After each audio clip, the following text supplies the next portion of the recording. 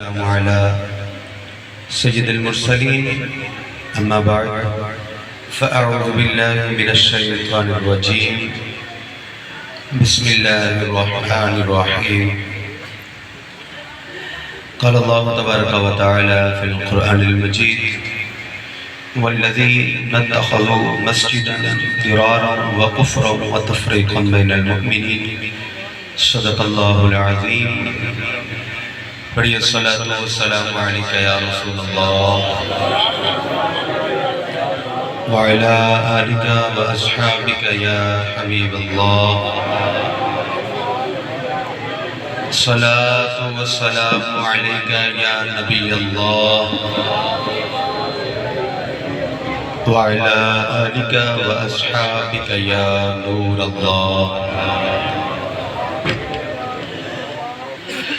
آپ مسجد میں بیٹھے ہوئے ہیں، یقیناً آپ نے اعتکاف کی نیت کی ہوئی ہوگی، اگر نہیں کی تو آپ دوبارہ اعتکاف کی نیت کر لیں۔ نویت سنت الاعتکاف، یہ کس لیے کی جاتی ہے؟ مسجد کے اندر کھانا پینا، سونا، سحری، افطاری، اس طرح کے کام کرنا شرعاً منع ہے۔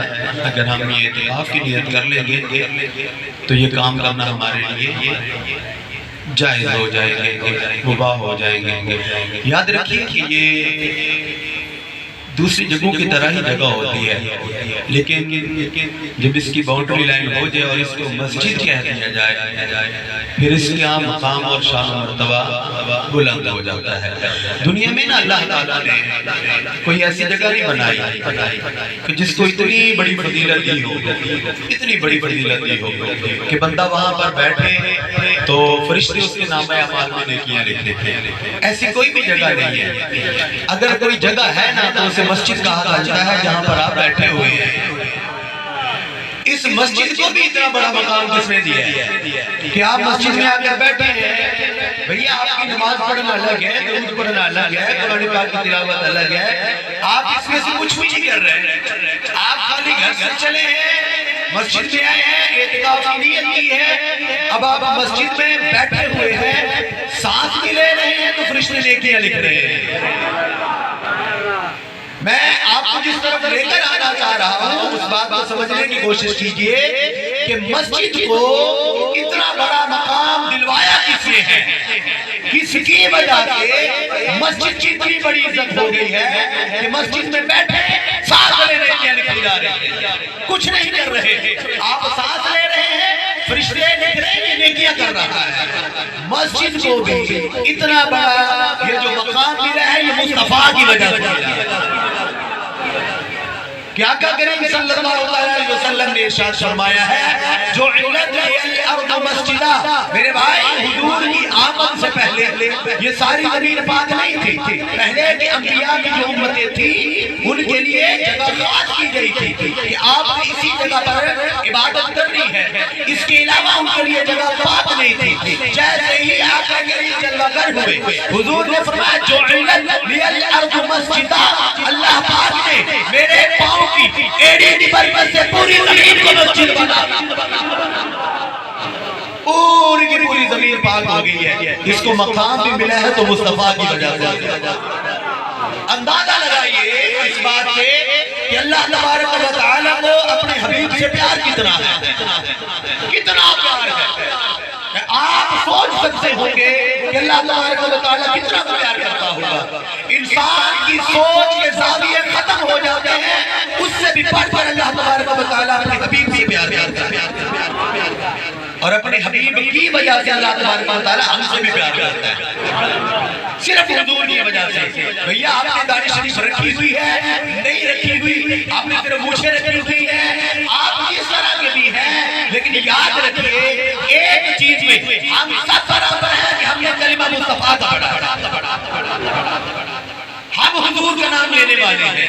اس نقطۂ نظر سے آپ ذرا سوچئے کہ اللہ تبارک و تعالی ہم سے کتنا پیار کرتا ہوگا، جس طرح کے بھی ہمارے اعمال ہیں قیامت والے دن جیسے ہمارے جیسے کئی گناہگار ہوں گے، قیامت والے دن اللہ تبارک و تعالی کی بارگاہ میں ایک بندے کو لایا جائے گا میزان عمل پر، وہ جب اس کے اعمال تولے جائیں گے نا گناہ اور نیکیوں کا حساب کتاب شروع ہوگا، اعمال تولے جائیں گے گناہ زیادہ ہوں گے نیکیاں کم ہوں گی، تو اللہ تبارک و تعالی ارشاد فرمائے گا کوئی نہیں تیرے اچھے کام، چل دوزخ میں، اب فرشتے اس کو پکڑ کر دوزخ کی طرف لے کے جا رہا ہے دوزخ کی طرف، جاتے جاتے نا وہ پیچھے مڑ کے دیکھتا ہے میزان عمل کی طرف، میں بتا رہا ہوں رب حضور کی امت سے کتنا پیار کرتا ہے، یہ جو آپ بیٹھے ہوئے ہیں رب ہم سے کتنا پیار کرتا ہے، اب وہ جاتے جاتے دوبارہ پیچھے مڑ کے دیکھتا ہے میزان عمل کی طرف، فرشتے پکڑا کیا دیکھتے ہو مڑ کے، کوئی نہیں چلنے کا پیچھے دنیا پہ، مڑ کے دیکھ رہے پیچھے فوجی دیوان صاحب چل سیدھا منہ کر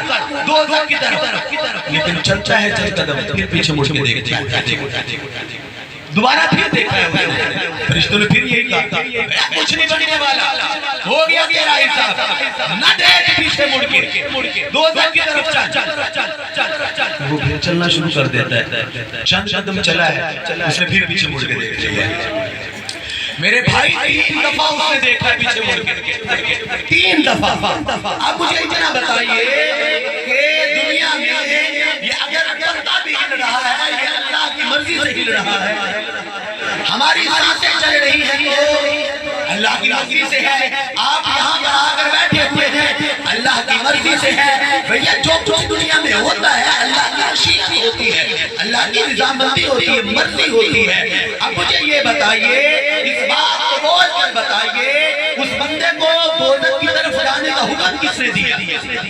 اللہ نے دیا، کس نے دیا؟ اچھا جانے کا حکم دیا ہے، اب وہ جا رہا ہے تو اس کو پیچھے مڑ کے دیکھنے کی طاقت کس نے دی ہے؟ طاقت بھی اللہ نے دی ہے، اب جاتے ہوئے پھر دوبارہ پیچھے مڑ کے دیکھتا ہے، پھر اس کو کس نے طاقت دی ہے؟ اللہ نے دی ہے، پھر دیکھا ہے پھر طاقت کس نے دی ہے؟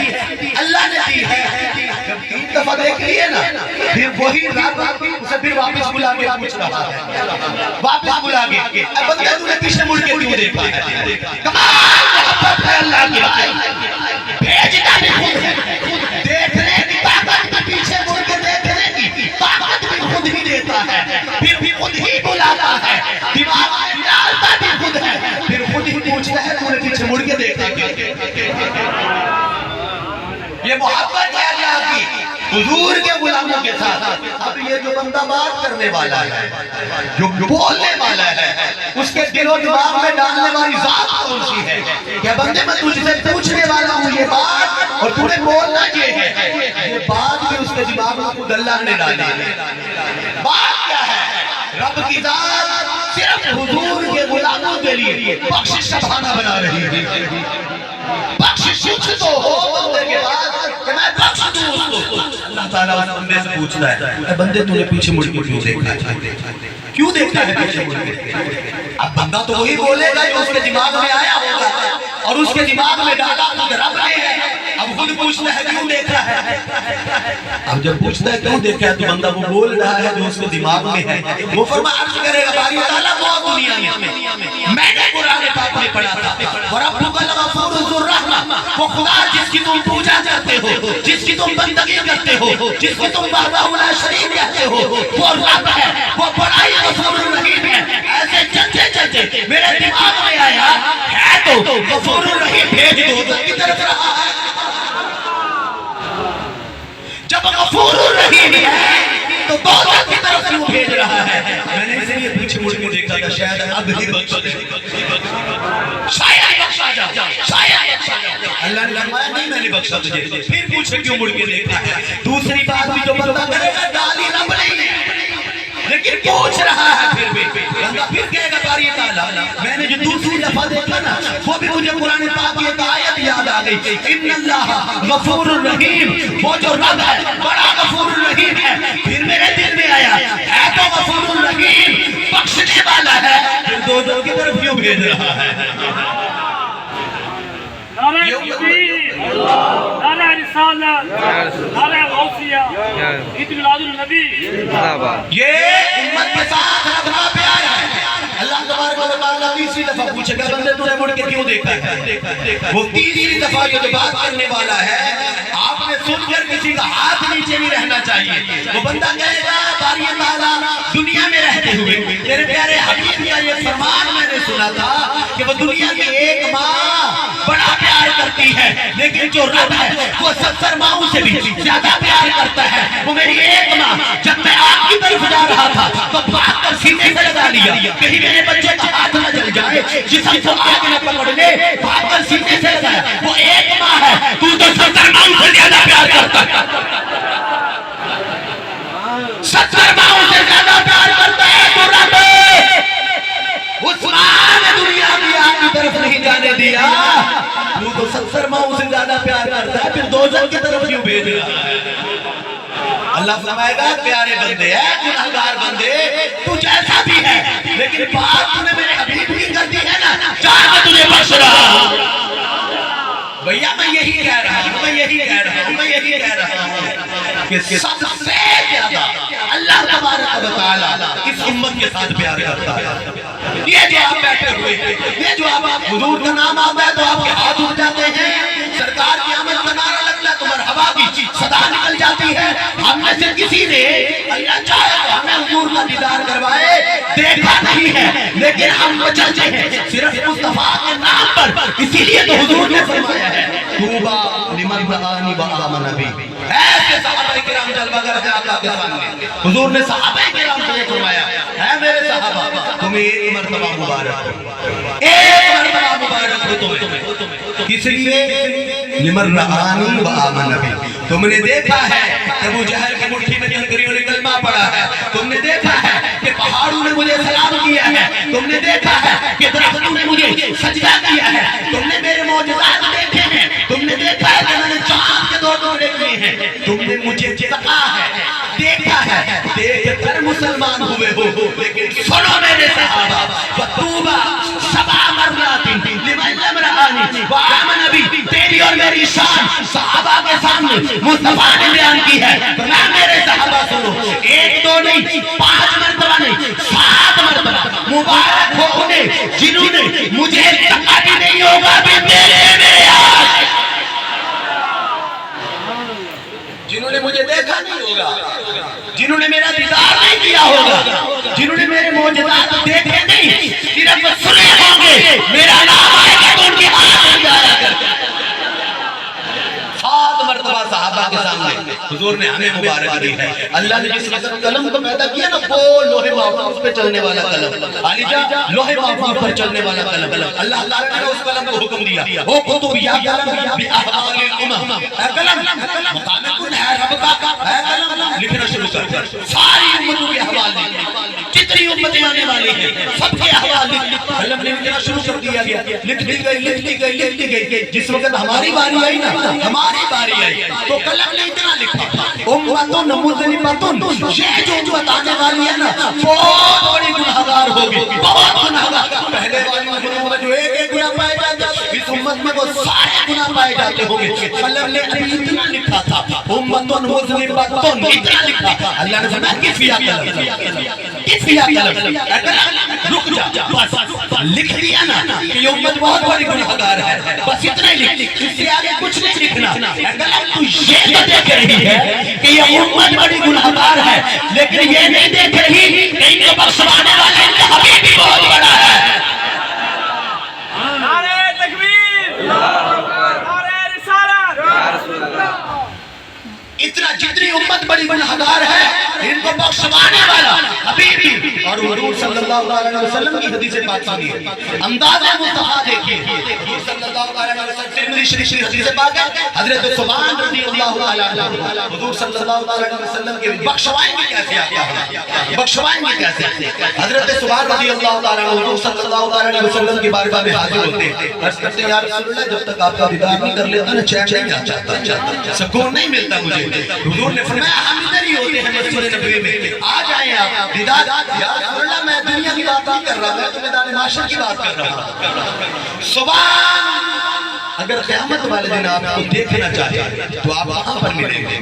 کہاں پر آپ کا دیدار ہوگا؟ حضور صلی اللہ علیہ وسلم نے ارشاد فرمایا عند الصراط، اے سبحان میں پل صراط کے پاس آؤں گا، سبحان اللہ، پل صراط کے پاس۔ یا رسول اللہ آپ کے لیے تو اعلیٰ کرسیاں ہوں گی، انبیاء کرام کرسیوں پہ جلوہ گر ہوں گے، آپ بھی اپنی شان شان کرسی پہ جلوہ گر، نا میں اس کرسی پر اس وقت تک نہیں بیٹھوں گا جب تک اپنی ساری امت کو بخشوا نہیں لیتا۔ نعرہ تکبیر، نعرہ رسالت، نعرہ حیدری، جب تک ساری امت کو بخشوا نہیں لیتا۔ اب آخری مرحلہ سنیے، میں اس حدیث پاک کو بعد میں مکمل کرتا ہوں۔ جنتی جنت میں چلے گئے، دوزخی دوزخ میں ہے، ہم جیسے گناہگار اپنے گناہوں کی وجہ سے جب دوزخ میں ہوں گے تو کفار ہمیں تانا دیں گے، ہم نے تو نہ مانا خدا کو نہ مانا مصطفیٰ کو، ہم تو آدمی اس لیے جل رہے ہیں، تم تو خدا کو بھی ماننے والے تھے، مصطفیٰ کو بھی ماننے والے تھے، کیا ملا کلمہ پڑھ کے جل جو آپ نے ہمارے ساتھ رہے ہو۔ اب رب کی محبت دیکھیے، یہ بات کفار جہنم میں کر رہے ہیں، جہنم میں، اور کفار کی یہ بات اللہ تبارک و تعالی مصطفیٰ جان رحمت کو سنا دے گا، حضور تک آواز چلی جائے گی، اور حضور صلی اللہ علیہ وسلم اللہ کی بارگاہ میں عرض کریں گے باری تعالیٰ پہلے گناہوں کا معاملہ تھا لیکن اب معاملہ عزت کا آ گیا، اب بات آ گئی ہے میرے اوپر، میرے غلاموں کو آنا دیا گیا ہے، کیا ملا ہے مصطفیٰ کا کلمہ پڑھ کر؟ باری تعالیٰ بھی اجازت دے، میں ان سب کو جہنم سے نکال کر داخل جنت کرتا ہوں۔ اللہ فرمائے گا پیارے اکیلے نہیں جانا، صحابہ کی برات کے ساتھ جاؤ، سبھی دوزخی جو آپ کا کلمہ پڑھنے والے ہیں رائے کے ذرے کے برابر بھی جس کے دل میں ایمان ہے دوزخ سے نکال کر داخل جنت کروا دے۔ سبحان اللہ، داروغ جہنم حضرت مالک علیہ السلام جو جملہ ارشاد فرمائیں گے وہ عرض کریں گے یا رسول اللہ کمال کی شان ہے آپ کی کہ آپ نے اپنے غلاموں کے قدموں سے لگنے والی خاک کو بھی دوزخ میں نہیں رہے۔ نعرہ تکبیر، نعرہ رسالت، نعرہ حیدری، اتنا مقام مصطفیٰ ہے او بھائیا، ہم اس لیے اس بات پہ زیادہ غور کرتے ہیں کہ آپ کی نمازیں، آپ کے روزے، آپ کے حج، آپ کی زکات، آپ کا اللہ اللہ کرنا بعد میں ہے۔ میرے بھائی یہ سب چیزیں قبول تب ہوگی جب کلیجے میں بڑے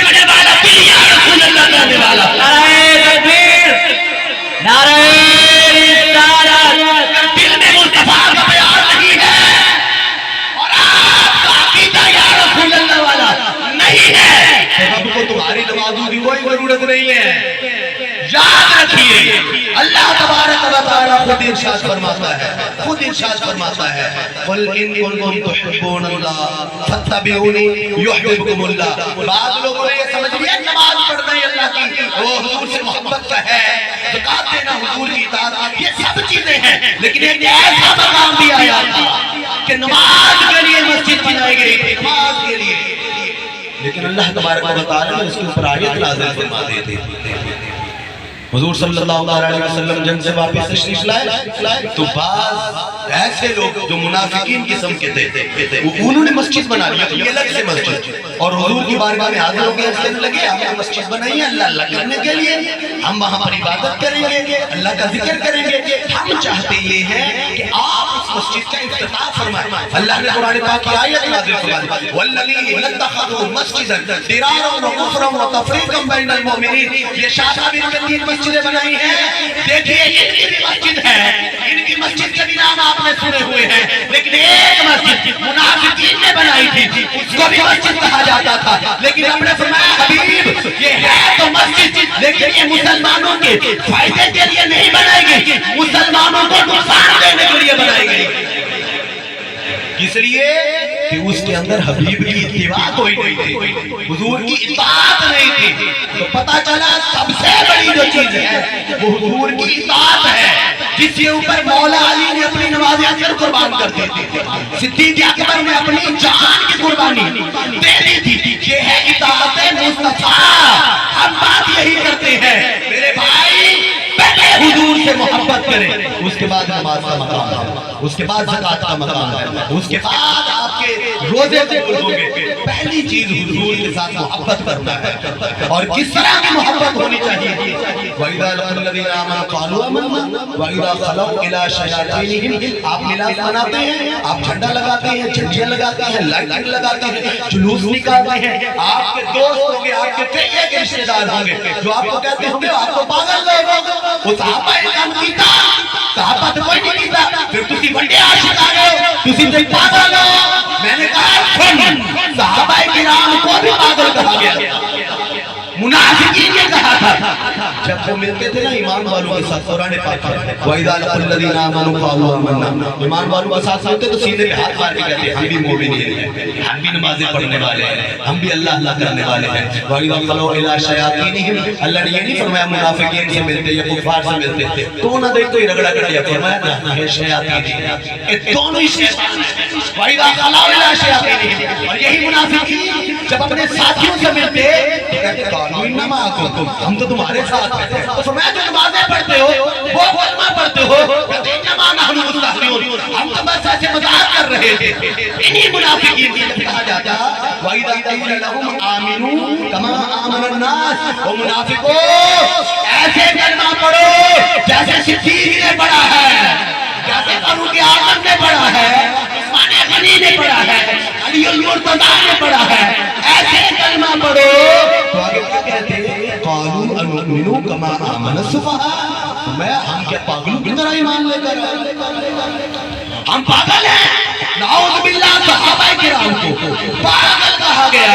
آپ توجہ ادھر رکھیے، میں آپ کو اس طرف لے کر جانا چاہ رہا ہوں کہ صحابہ کرام کو نعوذ باللہ ان منافقین نے پاگل کہا کیوں تھا، دیوانہ کیوں کہا تھا؟ آئیے میں آپ کو حدیث پاک کی طرف لے کر چلتا ہوں۔ عروہ بن مسعود ہیں، کلمہ انہوں نے ابھی کوئی نہیں پڑھا مصطفیٰ تھا، ابو جہل نے بھیجا ہے ان کو، کہنے لگے ذرا دیکھ کر آؤ مسلمانوں کی تعداد کتنی ہے، ان کے پاس لو لشکر کتنا ہے، ساز و سامان کتنا ہے، ان کے پاس راشن کتنا ہے، دیکھیں کہ اندازہ لگائیں ہم جیتیں گے یا وہ جیتیں گے۔ عروہ بن مسعود آئے ہیں کفار کی طرف سے دیکھنے کے لیے کہ ان مسلمانوں کی تعداد کتنی ہے، دیکھا ہے کہ تعداد تھوڑی سی ہے، راشن بھی اتنا کوئی نہیں ہے۔ عروہ بن مسعود اندازہ لگا کر واپس چلے گئے، ابو جہل نے پوچھا سنا تعداد کتنی ہے، ہم سے کم ہے، کہنے لگا پھر ہم تو جنگ جیت ہی آئیں گے۔ عروہ بن مسعود کہنے لگے یہ تیرے پاس کا کام نہیں ہے، میں تعداد میں ہم زیادہ ہے تو جنگ تو ہماری پکی ہے۔ کہنے لگا تو پاگل ہے، تو تعداد کو دیکھ رہا ہے لیکن میں نے مصطفیٰ کے غلاموں کو دیکھا ہے۔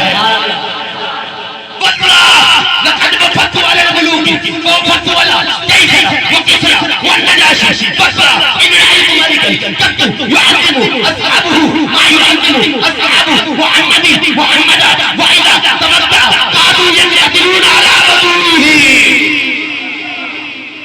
لگا اگرچہ کی تعداد میں مسلمان کم ہے، حضور کے غلام کم ہے، لیکن سن ابو جہل میں کیسر و کسریٰ کے بادشاہ کے دربار میں بھی گیا ہوں، میں نے دیکھا ہے لوگ ان کی کتنی عزت کرتے ہیں، لیکن واللہ اللہ کی قسم ہے جتنا حضور کے غلام حضور سے محبت کرتے ہیں اتنی محبت میں نے دیکھی ہی نہیں ہے۔ اتنی محبت کیسی محبت ہے؟ عروہ بن مسعود بتانے لگا حضور کے غلام کیسی محبت کرتے ہیں، وہ کہنے لگے حضور صلی اللہ علیہ وسلم ان کے نبی کو وضو کی ضرورت پڑی تو ایک صحابی بھاگ کر جاتے ہیں مشکیزہ لے کر پانی لینے کے لیے گئے ہیں، صحابہ کرام بیٹھے ہوئے ہیں بادت طریقے سے، کسی کو کوئی مسئلہ نہیں ہے، وہ پانی مصطفیٰ کی بارگاہ میں آ جاتا ہے، کسی کو کوئی مسئلہ نہیں ہے، لیکن وہی پانی بات ادھر توجہ میری طرف رکھیے، لیکن وہی پانی جس وقت حضور کے مبارک چہرے کو لگتا ہے، وہ چہرے کو لگنے کے بعد وہ پانی جب زمین کی طرف جانے لگتا ہے وہ صحابہ کرام نے نیچے اپنے ہاتھوں کو کیا ہوا ہے، اس پانی کو لینے کے لیے قابو یقتتلون، مجھے لگتا ایسے تھا کہ صحابہ کرام ایک دوسرے کو قتل کر دیں گے اس لیے کہ مصطفیٰ کے چہرے کو لگنے والا پانی مجھے مل جائے۔ نعرہ تکبیر، نعرہ رسالت، نعرہ حیدری۔ وہ کہنے لگا جو حضور کے غلام چہرے پر لگنے والا پانی زمین پر گرنے نہیں دیتے، ابو جہل دوسری کے خون میں گرانے کی بات۔ تیرے بس کا کام نہیں ہے. لیکن آئیے میں اپنے عقیدے کی بات کرتا ہوں. اور میرے بھائی پورے قرآن اور حدیث میں کہیں پر یہ نہیں ہے کہ میرا کلمہ پڑھنے والوں جس وقت تمہارا نبی وضو کرے تو اس کے پانی کے قطرے زمین پر نہیں گرنے دینے. قرآن میں کہیں پر بھی نہیں ہے, کہیں پر بھی نہیں ہے. حضور نے بھی کہیں پر بھی حکم ارشاد نہیں فرمایا. حضور نے نہیں کو بلایا بال مبارک ٹھیک کروانے کے لیے, زلفیں وغیرہ ٹھیک کروانے کے لیے. تو نائی آپ بھی بال کٹوانے کے لیے جاتے ہیں تو نائی بندے کے گرد گھومتا ہے, گھوم کر بال کاٹتا ہے. اب نائی کی مجبوری تھی کہ وہ حضور کا طواف کر رہا ہے, حضور کے گرد چکر لگا رہا ہے. لیکن حدیث پاک سنیے, وہ نائی حضور کے گرد چکر لگا رہا ہوتا تھا, حضور کے صحابہ اس نائی کا طواف کر رہے ہوتے تھے. کس لیے بھائی نائی کا طواف کیا جا رہا ہے؟ کس لیے آپ کیے ہوئے ہیں کہ حضور کی زلفیں ہمیں مل جائیں. کہاں پر حکم ہے یہ کہ حضور کے مبارک بالوں کو نیچے گرنے نہیں دینا؟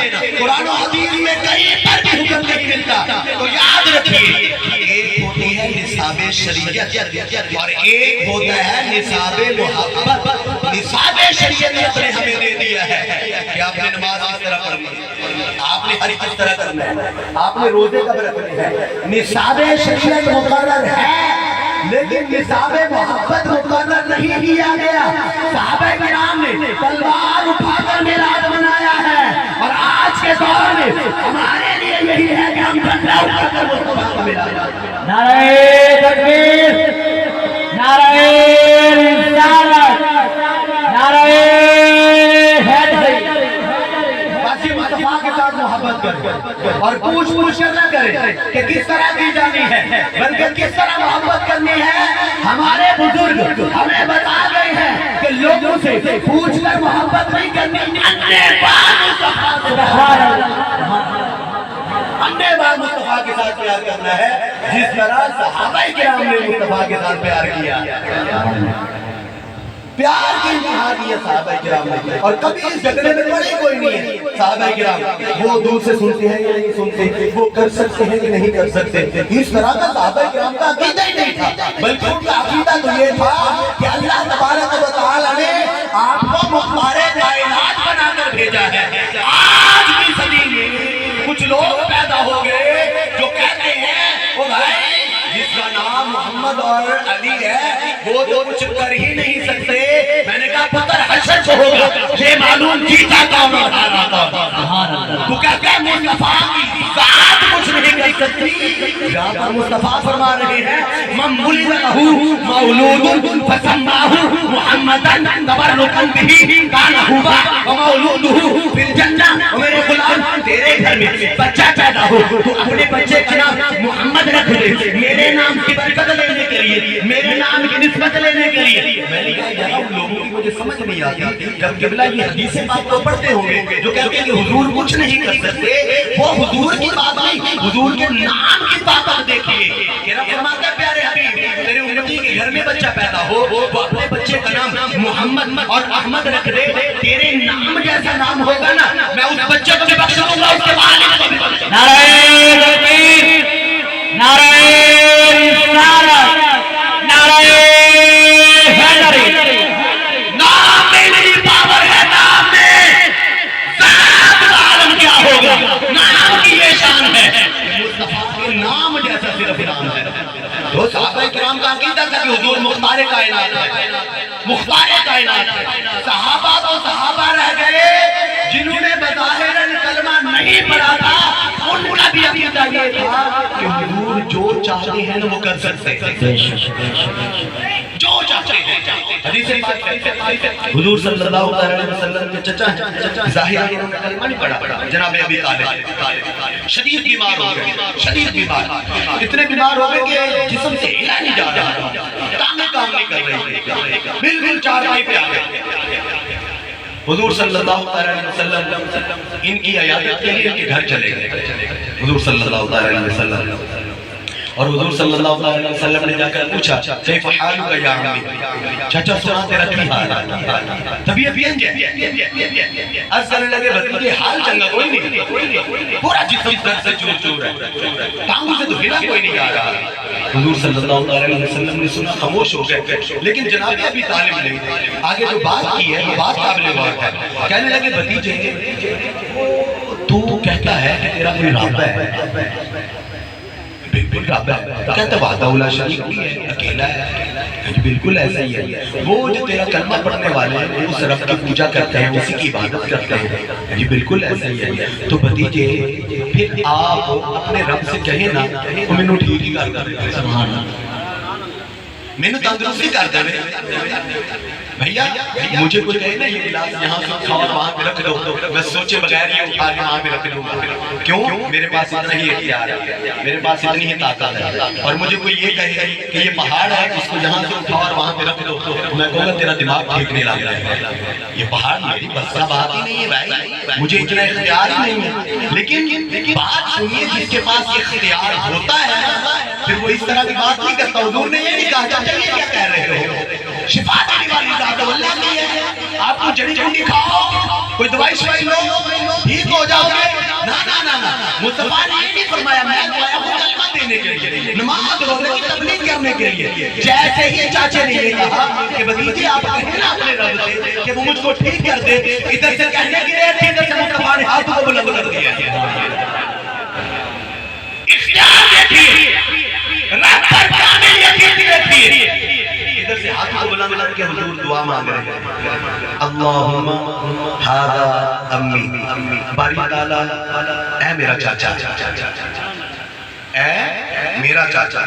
بھیا دعا کے اندر یہ بھی تو کہا جا سکتا تھا نا، باری تعالیٰ یہ ہے ابو طالب، علی المرتضیٰ کے والد ہیں، نا نا نا نا، حضور نے یہ نہیں کہا، نسبت اپنی ڈالی ہے بیچ میں کہ باری تعالیٰ چاچے کی طرف نہیں دیکھ رہا ہے تو چاچے کے بھتیجے کی طرف دیکھ رہا ہے۔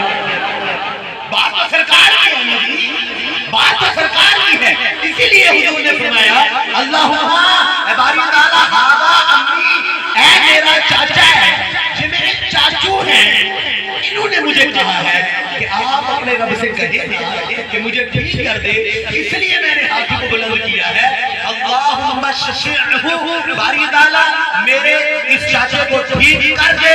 حضور نے مبارک ہاتھوں کو چہرے پہ پھیرا ہے، پوچھا حضور نے چاچا ہون سنا، انہوں نے اپنے جسم کو چیک کیا ہے، درد ختم ہو چکا ہے، درد بالکل ختم ہے، کیونکہ ٹانگیں بھی بڑی درد کرتی تھی، اٹھے ہیں چار پائی سے، چل پھر کے دیکھا ہے کہیں پہ درد دودھ رہتا نہیں گیا، بالکل چل پھر کے دیکھا ہے، اب بالکل درد ختم ہے، بھیا دعا مانگنے سے درد ختم ہو چکا، اختیار مصطفیٰ تو ثابت ہو گیا، لیکن جناب ابی طالب نے جو جملہ بولا ہے وہ سنیوں کا عقیدہ ہے، آج کسی کے نیچے نہیں رہنا چاہیے۔ کہنے لگے بھتیجے میں نے سنا تو یہ تھا کہ یہ لوگ اس رب کو مانتے ہیں، لیکن محسوس ایسے ہوا ہے وہ رب کو تجھے نعرہ تکبیر، نعرہ رسالت، نعرہ حیدر۔ یہ ہے ہمارا سنیوں کا عقیدہ میرے بھائیوں، خدا کی رضا چاہتے ہیں تو عالم، خدا چاہتا ہے رضا محمد۔ پیارے پیارے جیسے تو کہہ دے، جیسے تو کہہ دے، میں ویسے ہی کر دوں، کیونکہ میں نے تو تیری طرف دیکھنا ہے، میں نے تو تیری طرف دیکھنا ہے، میں حدیث بات مکمل کرتا ہوں۔ حضور صلی اللہ علیہ وسلم نے ارشاد فرمایا، حضور نے فرمایا میں پل صراط کے پاس آؤں گا، پل صراط، یا رسول اللہ کرسی پر سنا نہیں، میں پل صراط پر، یا رسول اللہ آپ پل صراط پر کیا کہیں گے؟ جیسے میرے بھائی نے نعت خانی میں بھی اس کا اظہار کیا ہوگا، اور ہماری وہ لکی میں پھر چلا گیا، چنگی کوئی نہیں کی تھی اس کی آواز میں بھی، گانا بنتا نہیں تھا اس کا، سنتا نا ہماری بھی نہیں سنتا، ہم بھی نہیں دے سے نہیں رہتے اس کو۔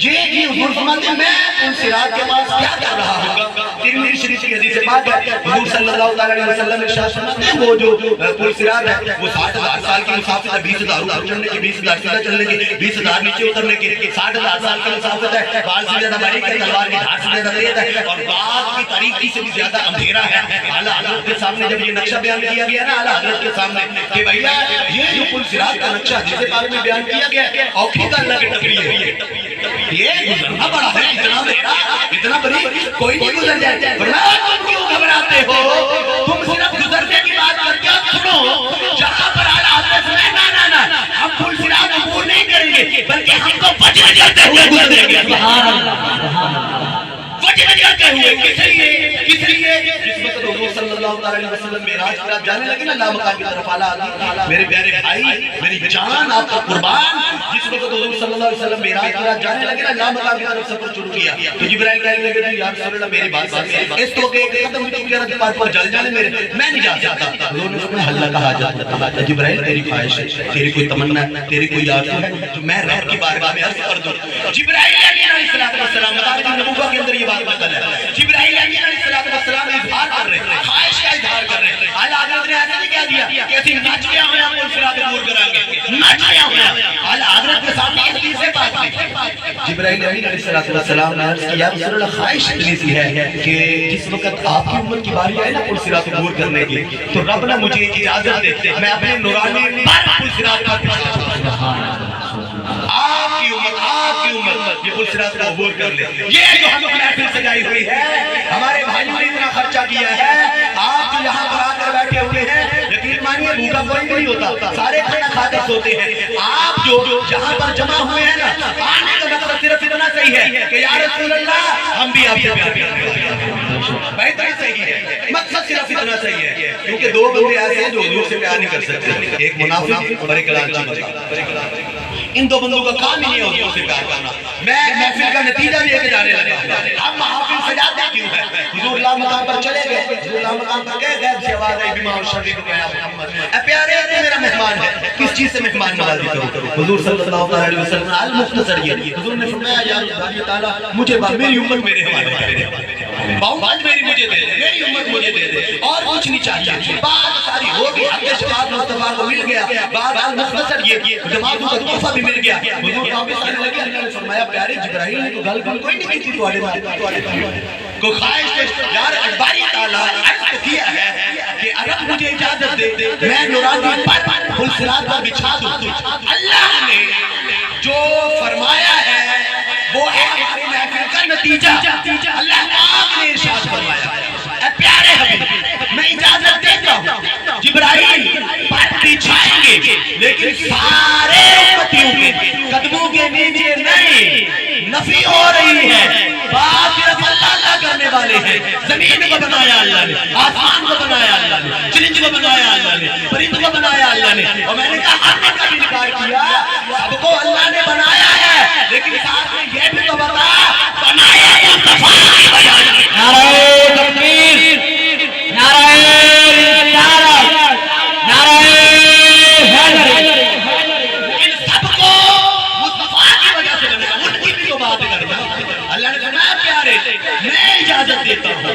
جبرائیل پر بچھائیں گے لیکن سب امتیوں کے قدموں کے نیچے نہیں، توجہ ادھر رکھیے، آخری بات آخری جملہ، جبرائیل پر بچھائیں گے لیکن انہیں غلاموں کے قدموں کے نیچے جو آپ پہ عشق کرنے والے ہوں گے، نعرہ تکبیر، نعرہ رسالت، آپ کے ساتھ محبت کرنے والے ہوں گے، اس لیے ہم کہتے ہیں کہ حضور کے ساتھ محبت کریں، ممبر سے جمعے والے دن آپ کو آواز آتی ہوگی اللہ لا الہ الا اللہ محبت اللہ، حضور سے محبت کریں اور ٹوٹ ٹوٹ کر محبت کریں، محافل بھی اسی لیے سجائی جاتی ہے، محبت کرنے کے بعد جو سب سے پہلا کام ہے کہ بندہ جب کسی کو محبوب بنا لیتا ہے نا اور خود محب بن جاتا ہے پھر محبوب کی بات کو بھی مانتا ہے، ایسی ہے نا محبوب کی بات کو مانتا ہے، جو محبوب نے کہہ دیا ہاں جیسے آپ نے کہا ساری دنیا کی طرف ہے محبوب اللہ کی طرف، ہم نے محبوب کی مانی ہے، اسی حبیب مصطفیٰ کا فرمان ہے